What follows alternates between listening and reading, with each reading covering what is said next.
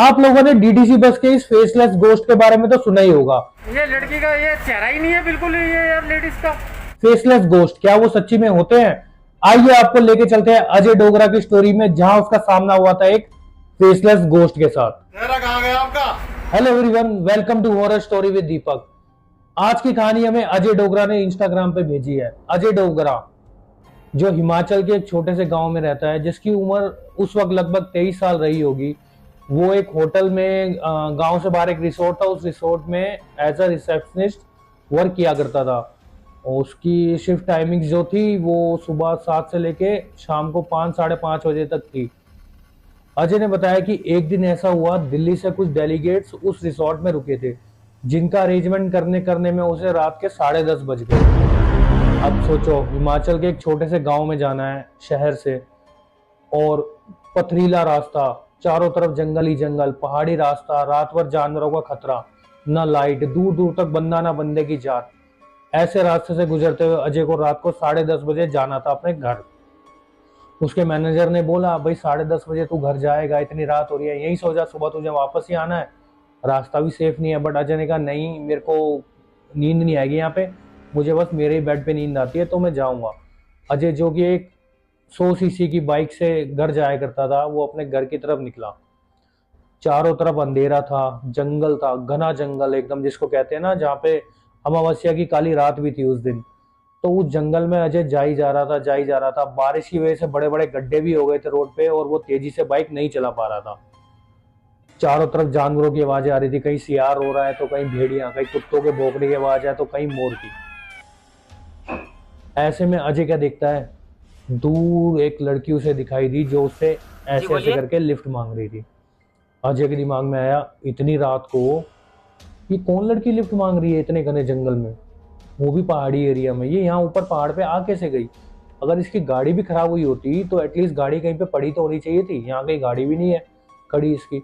तो उसको लगा ये जरूर कोई ऊपरी हवा है या कोई आत्मा है। क्यों? क्योंकि अजय ने ये सब कहानियां सुन रखी थी। गाँव में, खासकर पहाड़ी एरियो में, ये सब चीजें आम होती है, नॉर्मली लोगों का इनसे सामना होता रहता है, तो कोई सरप्राइजिंग नहीं था उसके लिए। बट जैसे ही अजय ने उसको क्रॉस करा तो अजय के दिमाग में बात आई, बाई चांस ये असली में कोई लड़की हुई जिसको जरूरत हुई, और रात को इसे कोई जानवर मार देता है या कोई बंदा लूट लेता है, तो इसका जिम्मेदार केवल और केवल अजय ही होगा, क्योंकि उसने जरूरत में उसको छोड़ दिया और उसकी हेल्प नहीं करी। अजय तुरंत अपनी बाइक मोड़ के लाता है। अजय क्या देखता है कि उस लड़की ने हुड पहना है और कोविड से बचने के लिए मास्क पहन रखा है, तो उसका चेहरा भी ढंग से नहीं दिख रहा है, और हुड की वजह से भी उसका चेहरा काफी छुपा हुआ है। अंधेरा इतना था, रात काली थी, तो उसकी आंखें भी उसे नहीं दिखी। तो अजय को लगा एक नॉर्मल लड़की है, तो उसने उसको लिफ्ट दे दी। अब अजय ने पूछा, जी आपका नाम क्या है, तो और इतनी रात को जंगल में आप क्या कर रहे हो? लड़की ने अपना नाम मुस्कान बताया। उसने बोला कि मेरे बाबा की तबीयत बहुत ज़्यादा खराब है और मैं शहर में कॉलेज में पढ़ती हूँ, तो मैं कॉलेज से अपने घर अपने बाबा की देख रेख करने जा रही हूँ। तो अजय ने कहा, कौन सा गांव है? तो लड़की ने अपने गांव का नाम बताया। अजय ने कहा, वही तो मेरा गांव है, मैंने आज तक आपको कभी देखा नहीं। अरे हाँ, मैं बहुत पहले ही शहर चली गई थी, वहीं से मैंने स्कूलिंग करी है और वहीं से मैं अब कॉलेज में अपनी ग्रेजुएशन कर रही थी। अजय ने भी अपने बारे में बताया कि मेरा नाम अजय डोगरा है और मैं ऐसे ऐसे रिसोर्ट में रिसेप्शन पे जॉब करता हूँ। आज थोड़ा लेट हो गया था, काम ज़्यादा था, तो अब मैं भी गांव की तरफ ही जा रहा हूँ। अच्छा हुआ आप मुझे ही मिल गई, क्योंकि हम सेम गांव में जा रहे हैं, तो मैं आपको ड्रॉप भी इजीली कर दूंगा, कोई इशू भी नहीं होगा। अब अजय ने उससे पूछा कि अब गांव वापस आ रही हो, वापस जाने का क्या प्लान है आपका, कॉलेज के बाद क्या करना है? तो लड़की ने कहा, कुछ नहीं, कॉलेज के बाद क्या करना है, छोड़ दिया कॉलेज। हो गया था। क्यों? अजय ने सार्कास्टिक वे में बोला, फेल हो गई क्या? लड़की बोली, नहीं फेल तो हो गई, बट कॉलेज में नहीं, जिंदगी में फेल हो गई। ये सुन के अजय ने मुस्कुराते हुए कहा, कैसी बातें करते हो आप, आगे की क्या प्लानिंग है?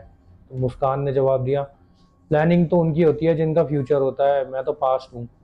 ये सुन के अजय को लगा, यार ये थोड़ी ना डिप्रेसिंग, थोड़ी पागल सी है, तो पता नहीं कैसे कैसे जवाब दे रही है। वहीं थोड़ी दूर जाके तेजी से एक ट्रक सामने से आ रहा था, जिस ट्रक की लाइट जब उस लड़की के चेहरे पे पड़ी और उसका जो रिफ्लेक्शन था वो अजय के रियर व्यू मिरर में पड़ा, उसने क्या देखा, इसकी तो आंखें ही नहीं है।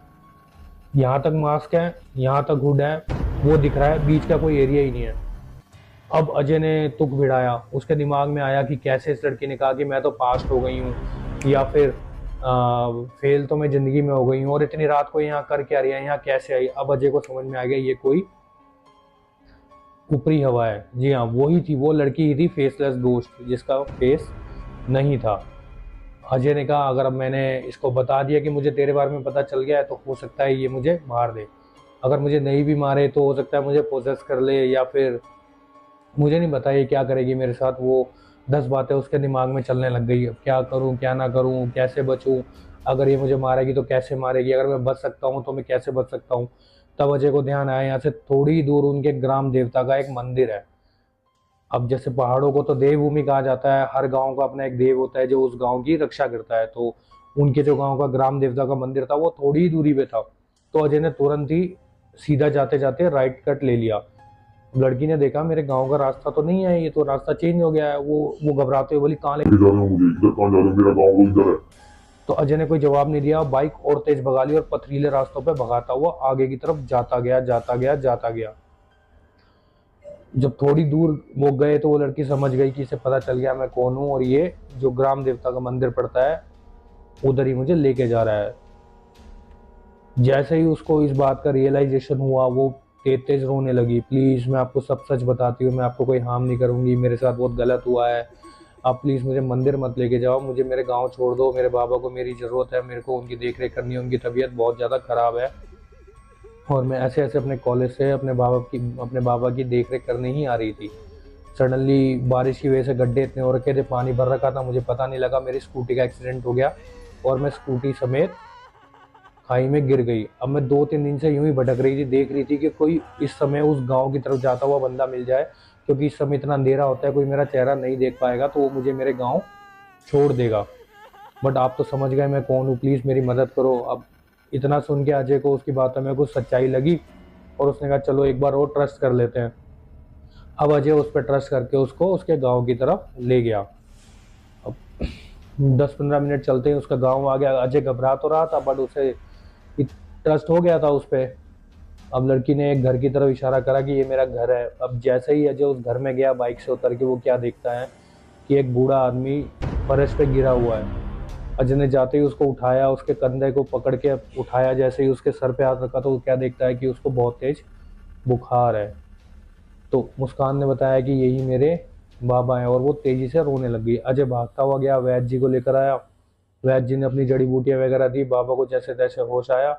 तो वैद्य जी ने कहा कि इसने बहुत दिन से कुछ खाया नहीं है, तो आप इनके लिए कुछ खाने का अरेंजमेंट करो। अजय किचन में गया, फटाफट चावल और दाल बना के लाया, उन बाबा को खिलाया। अब अजय ने मुस्कान को कहा मैं समझ गया कि आप 2 दिन से क्यों भटक रही हो, आपको अपने बाबा की चिंता थी, उनकी तबीयत खराब थी, उनसे जो आपका लगाव है वो आपको जाने नहीं दे रहा।